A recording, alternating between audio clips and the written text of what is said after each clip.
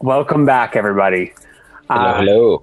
So we're going to take a look tonight, actually, something, not an episode, but get one of our cool special features that we like doing. So tonight we're going to be looking inside the art department here for season 7. Wow. We get to see what brand of colored pencils they use. Yeah. Crayola crayons and things. Are you the kind of person that says crowns, Josh? It says what? Crowns instead of crayons? No. Did you ever say that? No. I've don't never believe heard anyone say crowns. Oh, shut up. You'd have to. No, I haven't. No, look, my grandmother from Ohio does say wash the dishes and adds an R in there, but nobody I know says crown or crayon. I don't think that's true. I over enunciate sometimes, actually. I simply just don't think that's true. You've known someone in your life that has said crowns. No. So we'll have to find out. So Yes, let's will. go ahead and start the episode.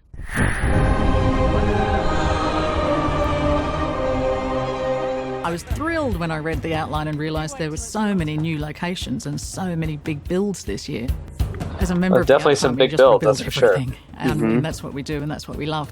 One of the things that separates Game of Thrones from most other shows is the way it looks. And the way it looks is almost entirely the primary responsibility of Deb and her insanely talented art department. Whatever they Sorry. throw at us, Blown away by answer. when they build Create worlds. massive You create sets like something that. is Yeah. different from reality. Carpentry, plasterers, painters, sculptors, metalwork, rigging department. Beautiful. Props will break down into furniture, drapes department, and a painting department. We also have the greens department who make sure that all of the ground surfaces have been Crazy. taken care of. There's just There's a so lot of cajoling of a lot much of that has to people go into to make just, sure the, that just they the can simplest kind of scene. do what we want Yeah, them and to not do. just This year we're absolutely filled to the gills. Not even with just like a people, couple computers, people, on like, drawing boards, people there's a drafting greens graphics. It's all department. happening in a very small space. Interesting. Man, I would live at Dragonstone. That place is You cool. would? Oh, yeah. Dragonstone is certainly the piece that I'm most proud of. Remind you It's of home? probably the most original No, work that but we've I love managed it. to achieve on the show so far. We had so many elements that we had to somehow knit together to create the whole Dragonstone world. Dragonstone this year was a combination of some of the most beautiful locations in Spain you've ever seen. Yeah. The arrival is shot in Zemaya. You then get up onto the platform, go up a set of stairs, turn around, and then we're on stage here in Belfast. And those are the massive dragon gates. And then once she goes through those doors here, then you pick her up again in San Juan. Then she goes up the steps to the castle. That's pretty cool. That's neat. Looking That's for pretty the sweet. space where Dany would land when she would first arrive home. We had to find somewhere that was very special for her. And when we arrived at Zemaya Beach, the geological formations there are so unique and so special and so interesting that they have a weight to them that none of us could ignore. That leads to these dragon gates that Deb designed that are massive and spectacular. Dragonstone gates, which they Wonder who built ended for up with about those in 10 their seconds of garage. footage. Man. Push them open and then bang straight into the main audience chamber of Dragonstone. Yeah. When you add the sound, But you see, add you the make it- lighting. Is something that Look was like completely that? different Come on, to that's anything crazy. we've seen on Game of Thrones before. You wanted to be a little bit terrified. Yeah. There's something about Yeah. the entire architecture which is unsettling. It doesn't really seem to be able to support itself. So you're always a little bit anxious and nervous. They wanted a huge Like, is this going to fall in? There was going to be Right. It's just going to collapse on me and kill me. Throne built out of the rock. Yeah. It It's has pretty such a sweet. visual Especially with impact no on that visual one. I effects think on it's that a part. really Yeah, special set. that's really cool. Carving the throne into that rockwork itself, I think makes a very strong statement. It's not a piece of movable furniture.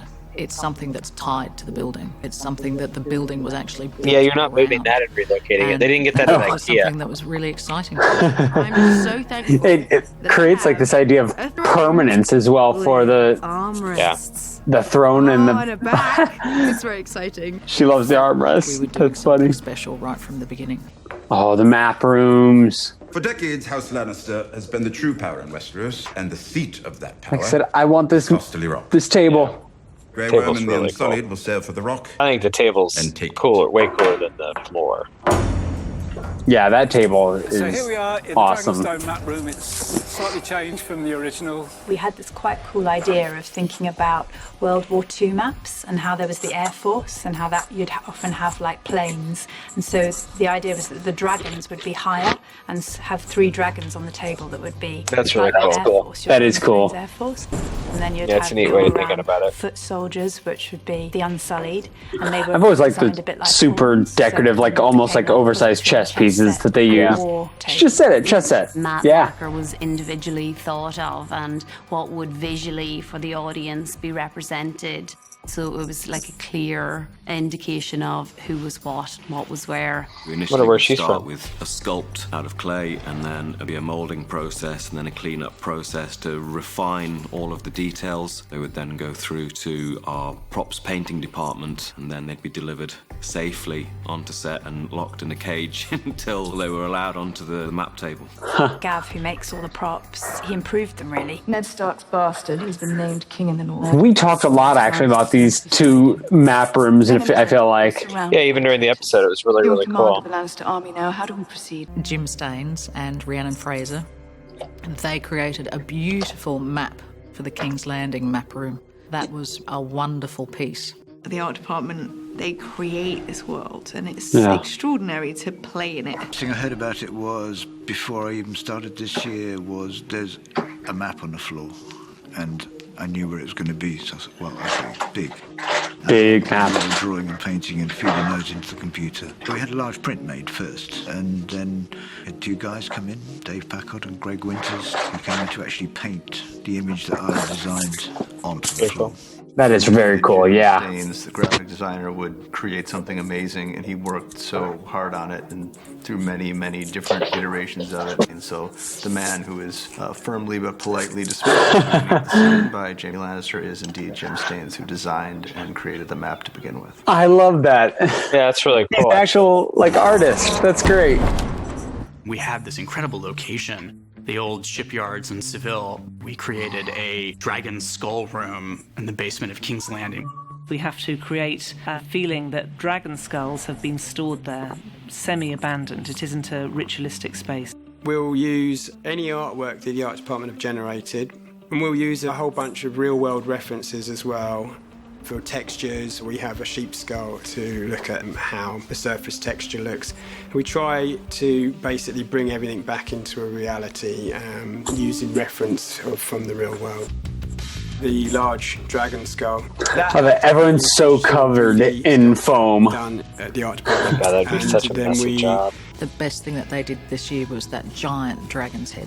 It's about 30 foot long and 11 foot high and about 16 foot wide. Oh my Valerian the Dread, the beast that Aegon rode across the sea. His flames forged the Iron Throne. Yeah, that's a cool skull they built. 7 kingdoms to heal. The sculptors who Wow. made them here in Belfast would travel out to Seville. They'd have to make it and get to fix transportable as well without breaking. Attaching the horns, which were sent Jeez. separately, they were all attached within that skull room. There must have been 50 dragon skulls down there of all different sizes and different states of disrepair. But the crates were quite useful as well because they needed more dressing for the skull room than we thought. So the crates, which were intended just for shipping, ended up broken down, repainted, stenciled, and dressed in. So that was quite That's handy. interesting. I think people, when they watch it, will think it's a visual effect, but it wasn't. Like, we literally had that big a place with that many skulls. I think it's one of the most That's really cool. I would have thought that was green that screen. we've ever worked in. Yeah, it seems like it would be, but man. Oh yeah, and here you go, the dragon pit. With Dragon Pit, basically, it started with the location that they had found, the Italica Colosseum. Mm-hmm. The Metallica Colosseum. Metallica, that's right. Beginning of the 2nd century. And this amphitheater, I believe, held up to 40,000 people for games. Right now, what we see, the ruins of it, I think they're more or less 25% of what it used to be. It's not often you would ever get permission to shoot somewhere where the Romans built that still has Roman concrete. It's unbelievable. The fact that they've managed Yeah, to that's find it, wild. get access to it and then dress it in a way that serves the story, it's remarkable. When you read the scene, you try and imagine a place for it, and then you see the photos of the location, you think, gosh, this place exists. It really felt like dragons had been there. I wonder how much they had to pay to get the rights for this place. To use this location, the location budget had to be quite significant. Space, and that it had served a different purpose in the past. We built a platform and a podium. When you risk damaging ancient Roman ruins. We were very much involved in the canopies and then the choice of fabric that we used. Because it was King's Landing, we wanted to use the deep burgundy red of the Lannisters. So we created 3 different platforms, and then the hero platform had a fabulous damask pattern and had more detailing on the columns.